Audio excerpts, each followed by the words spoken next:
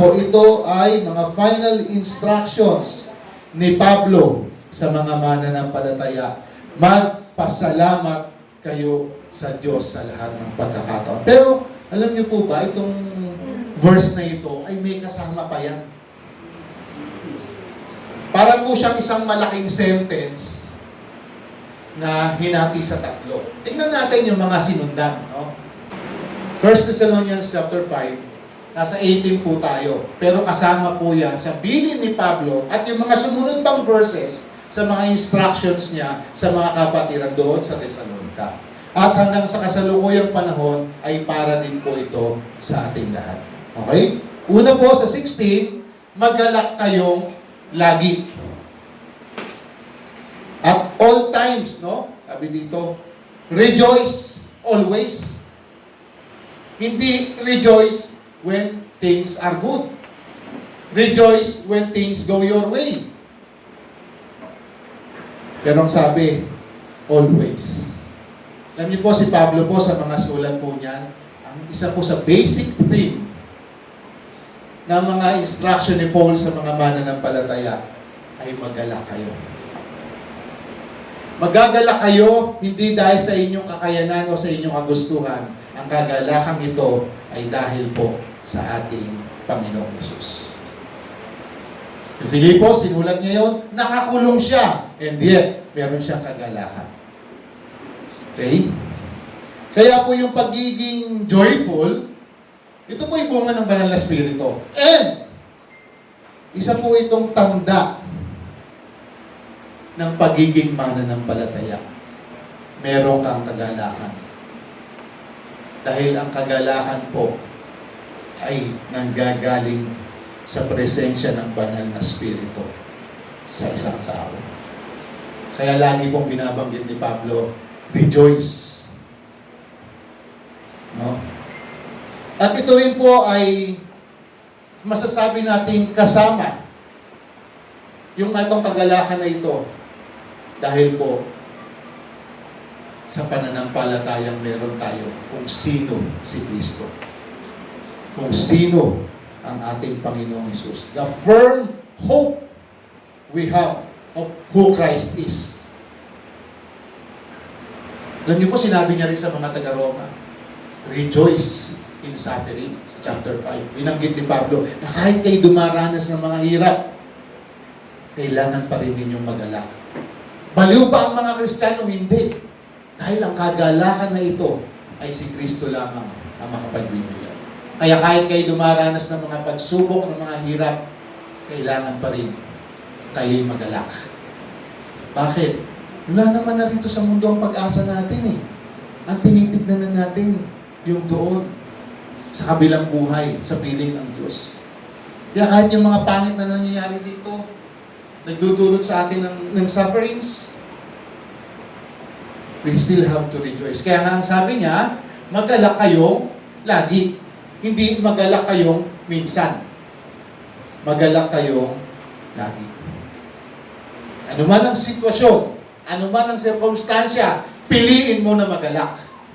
Ganun kasimple ang gusto niyang mangyari. Mahirap? Mahirap! Lumuluha ka na halos ng dugo sa mga problema at pagsubok. Pipiliin mo pa rin bang magalak? Oo. Kailangan. Dahil ito ay utos.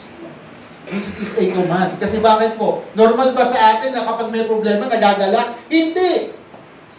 Kaya iniuutos sa atin. There is a reason behind. Kaya inuutos niya na kahit na anong nangyayari, lagi kayong magagalak. Okay? Whatever the situation, choose to rejoice. Next, verse 17 po, pray without ceasing or manalangin kayo palagi. Kanina sabi niya, palagi kayong magagalak. Ngayon naman, manalangin kayo palagi. Sa ibang salin, pray without ceasing or huwag kayong titigil sa pananalangin. Ito naman po ay utos pa rin or instruction pa rin sa mga mananampalataya na magkaroon po tayo ng attitude na sobra or prayerful. Hindi po sinasabi na manalangin tayo 24/7. Hindi natin kaya yun. Pero every opportunity na magkaroon po tayo, manalangin po tayo. Laging mananalangin. Ito po ay, lagi ko po sinasabi ito, kung ang tao kailangan ng oxygen para mabuhay, ang isang Kristiyano po, kailangan po niya ang prayers. No? Kanina binanggit ni Ma'am Grace, sa panahong hiwalay kami, there are times na talagang halos sumuko na siya. Uuwi pa ba itong asawa ko natin? Magkakaayos pa ba kami pamilya? Hindi at hindi naman po siya tumigil ng pananalangin. Dahil yan ang nais ng Panginoon sa lahat ng mananampalataya. No? At gayon din ito yung pagkakataon. Yung every time po na nagpe-pray tayo, pagkakataon mo para makaliig ang Panginoon. In consciousness, in fellowship with God, alam mo siya ay nandyan, nakasama. Anong bagay ito? Palagi ang pananalangin. Never give up praying for something or even for someone. Alam ko naman po na tinanggap nyo ang biyaya ng buhay na walang hanggan. Pinanalangin nyo rin na sana ang aking mga mahal sa buhay ay matanggap din ang biyaya na aking tinanggap. Huwag po kayong titigil na manalangin. Huwag po nating susukuan yung mga bagay o yung mga tao na ipinapanalangin po natin sa Panginoon. At alam niyo po ba, itong palagi ang pananalangin ay tanda. Tanda ng inyong pananampalataya sa Diyos. Tanda na naniniwala ka na ang Diyos ay mabuti.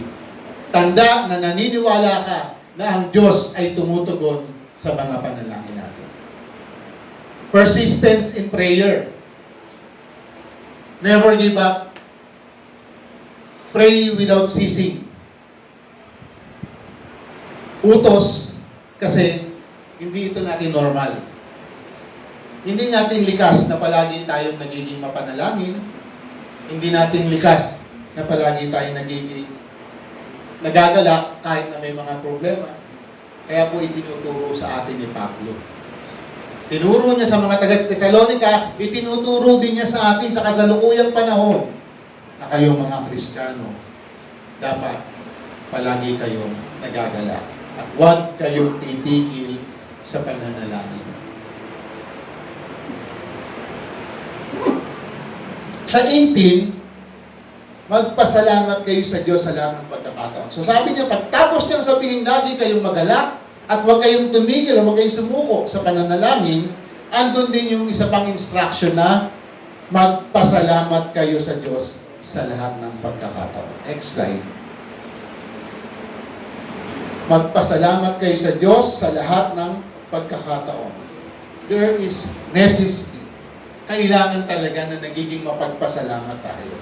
Ugali natin na maging mapagpasalamat. In good times lang ba? In better times lang ba? When things are go our way? Hindi. Ang sabi, magpasalamat kayo sa Diyos sa lahat ng pagkakataon. In all circumstances, good or bad things are happening, lagi dapat tayo maging mapagpasalamat. No? Yan po ang tanda ng isang mananampalataya. Bukod sa palaging may kagalakan sa puso dahil kay Kristo, tanda po yan ng pagiging mapagpasalamat po natin kanino? Sa Diyos.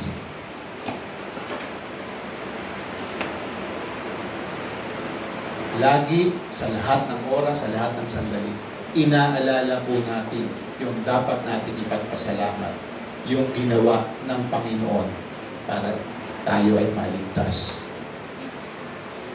Binayaran niya yung ating mga utang. Tinubos niya tayo sa kapahamakan. Pinatawad yung ating mga kasalanan. Ito yung lagi dapat nating ipinagpapasalamat. yung biyaya niya sa ating mga buhay. Alam niyo po, sa sulat niya sa Efeso, sa Colosas, marami pong marka dyan, o maraming mga talata dyan na sinasabi ni Pablo, magpasalamat kayo lagi. Dahil yan po ang dapat na ginagawa ng isang mananampalataya. Laging nagpapasalamat in all circumstances. Sa lahat ng sirkumstansya, nakalulungkot na sirkumstansya, napakasayang sirkumstansya, maging mapagpasalamat tayo sa Panginoon. Always and all the time. Isa pong halimbawa nito, si Job. Kung alam niyo po ang kwento ni Job, siya po'y napakayaman, siya po'y may 10 ang anak, napakarami niyang pag-aari, tapat siya sa Diyos, pero dumating ang pagsubok, namatay lahat ng anak niya, naubos ang kanyang kayamanan.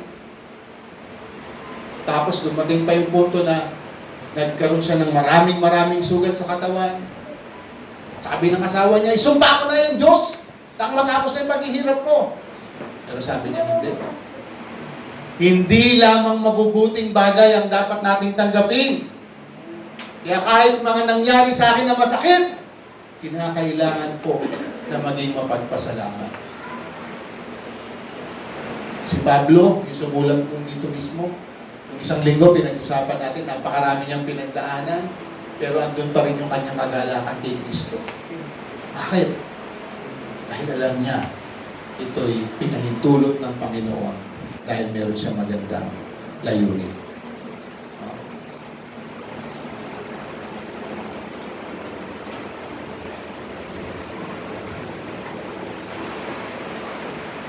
Magpasalamat sa Diyos sa lahat ng pagkakataon.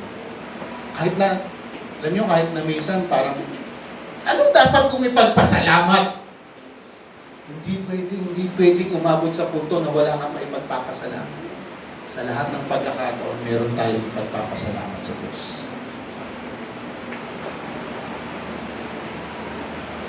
Mga kapatid, sa lahat po ng bagay, mga pangit na bagay, mapait, maasim, maanghang, ay pinag-uugnay-ugnay po ng Diyos yan para sa ating ikabubuti. Kaya po sinabi ni Pablo yan, naging mapagpasalamat kayo sa lahat ng pagkakataon, sa lahat ng sirkumstansya sa buhay niyo, manatili sa inyong puso yung pagiging mapagpasalamat. Next, sapagkat ito ang kalooban ng Diyos sa inyong pakikipag-isa kay Kristo. No? Bakit mo kinakailangang mag-alak lagi? Bakit mo kinakailangang laging manalangin? At bakit kailangan ko maging mapagpasalamat sa lahat ng sirkumstansya o sa lahat ng sitwasyon? Kasi nga, ito ang kalooban ng Diyos. Yan ang gusto ng Diyos sa buhay natin bilang mga mananampalataya. Ito ang kanyang kalooban dahil po tayo ay nakipag-isa kay Kristo.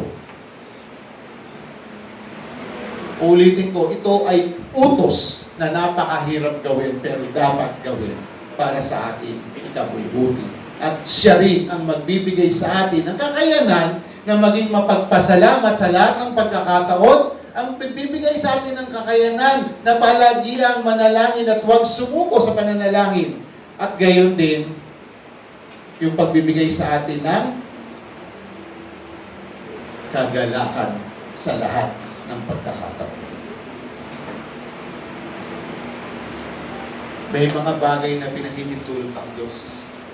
Minsan matatanong, Lord, bakit? Bakit ipinahintulot ito ng Panginoon? Pinahintulot niya yan dahil meron po siyang layunin. Hindi natin maki-question, isa lang po ang sagot yan. Para ito sa ating ikabubuti. Kaya po lahat ng kabutihan ng Panginoon para sa ating ikabubuti. Kaya po kapag ginawa natin yung kanyang nais, sinunod natin ang mga instruction sa atin, mas magiging madali na makapamuhay tayo ng may kagalakan at palaging nagpapasalamat. Sa araw-araw po, no, minsan hindi mo na mabilang. Ang daming nangyayari. Minsan umaga pa lang, napakapuwisit na lang nangyayari. Ano po yan? Katotohanan po yan. Hanggang matapos ang araw, pero alam niyo, pinakamainam pa rin na tulog dyan. Hanapin mo yung mabuti. Tandaan po natin, walang nilikhang pangit ang Diyos. Ang lahat ng nangyayari ay mabuti. Kaya kung ano man itong nakakaumay na ng mga kaganapan, pag-isip pa lang sa umaga, Lord, help me find the good sa mga nangyayari na ito. Kapag ginawa po natin sundin ang nais ng Panginoon, ito rin po yung ginagamit niya para matuto tayo na tumingin sa mga bagay ayon sa kanyang perspective. Kung paano ang kanyang pananaw sa mga tao, sa mga bagay-bagay, yan din yung matututunan natin kung paano natin tignan ang mga sitwasyon. Pag sinusunod po natin yung kanyang instructions. Hindi naman po niya ibibigay po sa atin yung instruction na yan kung walang kwenta, kung walang saysay. Ibinigay po sa atin yan dahil kailangan natin yan. Marahil po ilan sa inyo nasasabi mula nung naging mananampalataya ako, bakit parang ang daming problema pumasok? Yung iba naman, buti naman, ang daming pagpapala pumasok. Pero ang iba, bakit gano'n? Kung kailan nakilala ko ang Panginoon, kung kailan ako lumapit sa Kanya, bakit naman ako parang binuhusan ng sandamukan ng problema? Kasi po, kalooban niya yan. At paano natin maitatago yun? Paano natin malalampasan? Paano natin ma-overcome? Sa Kanyang biyaya. Sa kapangyarihan ng Banal na Espiritu. Yung training natin, always be joyful, or rejoice always, continuously pray. Diba? Be thankful always. Training po natin yan. Dahil hindi po madali ang buhay ng isang mananampalataya. Pero meron po siyang binibigay sa atin na magiging kasangkapan natin upang makapagpatuloy. No? Every time po na nasa sitwasyon ka na nakakainis o nakakaumay, isipin na lang po natin na yung sitwasyon na yan, you are still in a better situation. Alam niyo po ba ang mga mababait na tao? Nasusubok po yan sa pagmamaneho sa kalsada. Niniwala kayo doon? Kahit anong bait ng tao, pagka lumabas na sa pagmamaneho sa kalsada, nasusubok. Pero tignan na lang po natin, magbibigay lang po ako ng mga halimbawa. Kunyari, ikaw, nagmamaneho ka, may kailangan kang puntahan, naipit ka sa traffic. Galit na galit ka sa sitwasyon. Hindi ako makausad. Hindi ko mapuntahan yung kailangan kong puntahan. And yet, nasa loob ka ng kotse. May aircon. Galit ka. Why not look at the better side? Maging mapagpasalamat ka pa rin. Buti ka nga, nasa loob ka ng kotse. Naka-aircon. Eh yung iba, nasa motor, nakabilad. Nasa tricycle. Yung iba naglalakad sa initan. Palit kaya kayo? Diba? Kung gano'n alam niyo magiging attitude po natin sa mga bagay-bagay, it will help us to be thankful in all circumstances. Kaya po, kahit anong pong nangyayari, maging mapagpasalamat po. Hanapin natin yung mabuti sa mga nangyayari. Hindi ko naman po sinasabing, ako, nagagawa ko yun, perfectly. Struggle din po. Pero meron nga po tayong instructions sa salita ng Panginoon. Kapag tinanggap mo yung sweldo mo, tumatanggap ng sweldo sa ATM. Kasi bangot ka, kasi parang kulang. Parang mali. Isipin mo ikaw, sumisweldo. Yung iba, ilang taon na nakatapos mag-aral, hanggang ngayon wala pa ng trabaho. Nagtrabaho man, hindi pinasisweldo. Sino mas magandang sitwasyon? Na kailangan mo pa rin mapagpasalamat. Diba? Sa bahay naman, nagluto yung asawa mo. Uy, medyo sunog. Papatayin mo ba yung asawa mo kasi sunog yung niluto niya? Hindi. Ay, magpapasalamat ka. At may asawa ka na may nagluluto, may naluluto. Eh yung iba, ano bang kalagayan niya sa ibang bahagi ng mundo? Halos buhangin na lang ang kainin. Yung ibang mga may pagkain nga, wala namang kasamang asawa sa buhay, napakalungkot. Walang nag-aalaga, walang nag-aasikaso. Magre-reklamo ka sa sunod na niluto ng asawa mo? Hindi. Hindi ka maging mapagpasalamat. Ito, mga binibigay ko kung halimbawa, maliliit na bagay po ito. Pero katotohanan nangyayari sa atin sa araw-araw. Hindi po ba? No? Wala naman si Grace. Minsan po kasi, sa mga bata, hindi ba yung mga anak ko? Sa mga bata minsan po kasi, nagagalit siya. Yun na. Nagagalit siya kasi andyan yung napagsasabihan niya na tatamad, lagi nakahilata, ano ba anak? Yun, mga ganung bagay, no? Alam, isa sinasabi ko na lang sa kanya. Pagpasalamat natin sa Panginoon, hindi tayo nakakatanggap ng tawad na yung anak mo nasa kulungan. Hindi tayo nakakatanggap ng tawad na yung anak mo napatroboy. Hindi tayo nakakatanggap ng tawad yung anak niyo po sunduin niyo rito kasi lasing na lasing. Kahit tatamad-tamad sila sa bahay, naiinis kami, ang sakit sa mata niya kasi po siya may third eye. Siya lang nakakakita nung hindi namin nakikita mga kalat. Kaya, yun ang sinasabi ko, magpasalamat tayo kasi kahit na feeling mo, nakikita mo parang ang tamad nila, tignan pa rin natin yung hindi nila tayo binibigyan ng sakit ng ulo.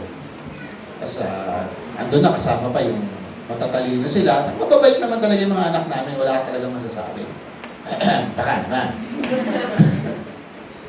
Yun po yung gusto kong ipunto na kahit na gano'n, ano-ano yung mga sitwasyon,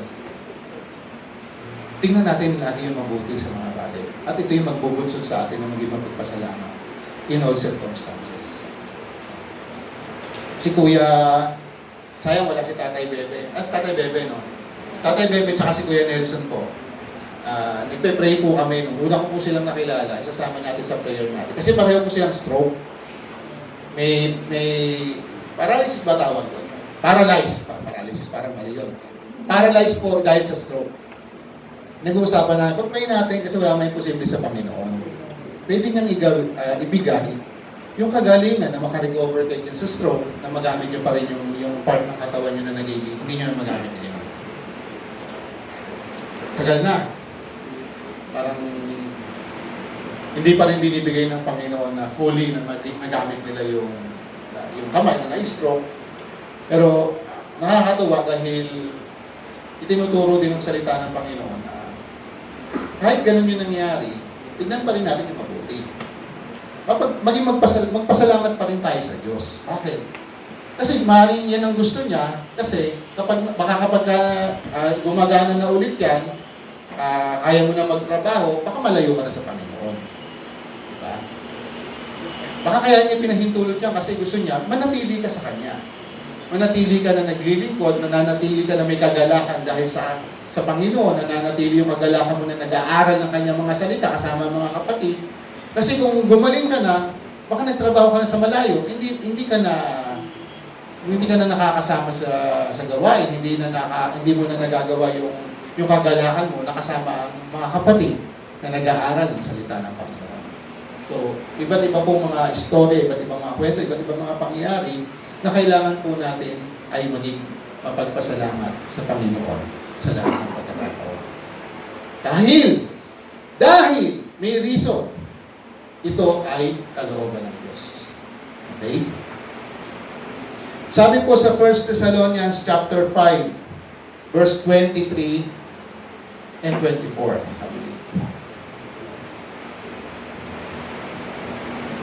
Ito yung kanyang conclusion. Nung pagkatapos niya ibigay yung litanya ng mga instructions. Bigay ko po yung mga litanya, no? Ayan, magalak kayong lagi, palaging manalangin, magpasalamat sa Diyos sa lahat ng pagkakataon, huwag ninyong adlahan ng Espiritu, huwag ninyong baliwalain ang anumang pahayag ng Diyos, suriin ninyo ang lahat ng bagay, lumayo kayo sa lahat ng uri ng kasamaan. Mga instructions yan. And yet, this is the conclusion na binibigay ni Pablo sa mga kapatira na sa inyong pagsunod, naway lubusan kayong gawing banal ng Diyos, na siyang nagbibigay ng kapayapaan, at naway panatilihin niyang walang kapintasan ng buo ninyong katauhan, ang inyong espiritu, kaluluwa at katawan, hanggang sa pagparito ng ating Panginoong Hesukristo. Tapat ang tumawag sa inyo at gagawin niya ito. So yun po, binigay ni Pablo ang instruction, and kanino pa rin ang inaasahan natin pag-asa? Sa Diyos pa rin, sa Panginoong Hesus pa rin. Siya yung gagawa para maging ganap yung nais niyang buhay ng isang mananampalataya. Okay? Ang salita po niya tumutulong sa atin para makontento ang mayroon. Makontento tayo sa kung anong mayroon tayo. Hindi na po tayo titingin sa mga bagay na wala tayo. Bakit? Kasi nagagawa po natin na maging mapagpasalamat na sa lahat ng circumstansya o sa lahat ng pagkakataon. Tandaan po natin mga kapatid, ang Diyos po ang makapangyarihan sa lahat. At ang lahat ng bagay ay nasa Kanyang kamay. Ultimo, ang buhay ng bawat isa sa atin ay nasa Kanyang mga kamay. Pinahihintulot po niya yung mga nakakaiyak na pangyayari. Pinahihintulot niya yung mga masasakit na pangyayari. Paano po tayo tutugon? Ang pinakamainam na tugon dito, maging mapagpasalamat sa lahat ng pagkakataon. Dahil ito ang kalooban ng Diyos para sa inyo, para sa atin, dahil sa ating pakikipag-isa sa Panginoon Jesus.